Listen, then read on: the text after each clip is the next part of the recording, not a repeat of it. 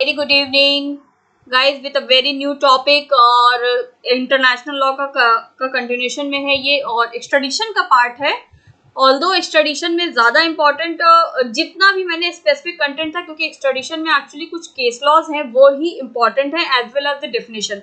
सो without wasting any time मैं आपको वो कंटेंट प्रोवाइड करती हूँ।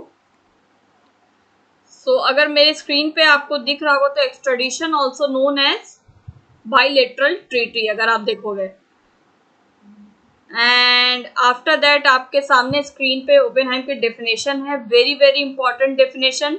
और मैं आपको बता रही हूँ कुछ ज्यूरिस्ट के नाम है जिनका जैसे नाम है ओपेनहाइम, सैलमन, बेंथम लाइक और जेजी स्टार्क। इन ज्यूरिस्ट के डेफिनेशंस को आप जिस कंटेक्स्ट में भी आ रहे हैं, जिस कंटेंट में भी आ रहे हैं, please make sure you are not going to leave that definition. Make sure कि आप उन डेफिनेशंस को पूरा क्लियर करो।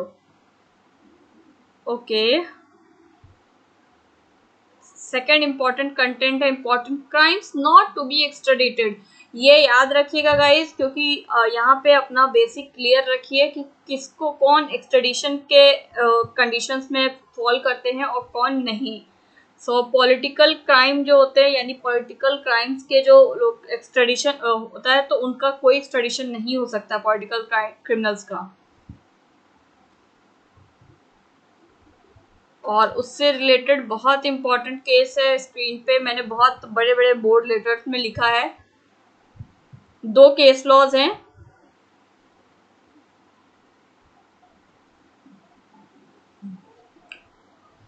Okay, you can pause the video guys and take it down also, उसमें कोई इशू नहीं है।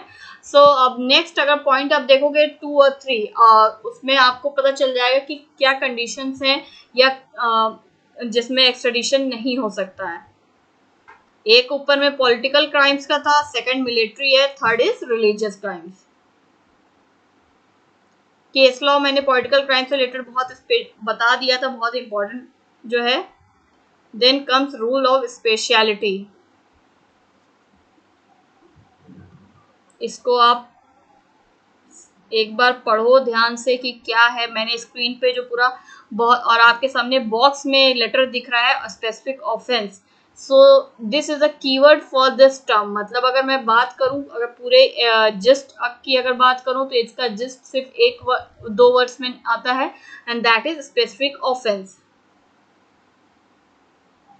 यहाँ पे मैं कुछ एक्सप्लेन नहीं करूंगी गाइस, क्योंकि because all this I have explain earlier also, you can refer to that videos in that particular respective content playlist.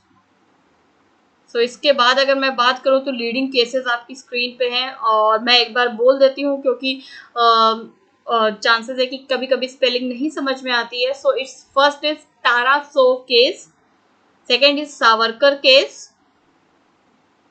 Third is Rex versus Godfrey, very very important.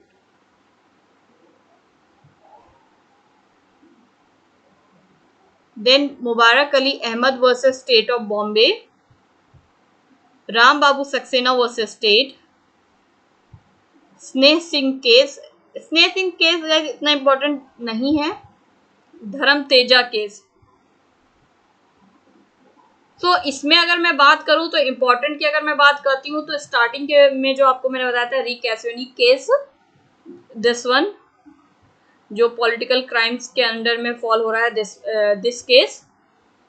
Racks versus Godfrey second, Mubarak Ali Ahmad and Ram Babu Saxena case. These 4 case laws are the important case laws. Not only important, it's very very important, because whenever the question of extradition comes, these like chances ये हैं कि इन चारों ही case laws में से 2 like एक का तो confirm है, 2 के भी chances है। So please make sure ये चारों case laws आप clear रखो।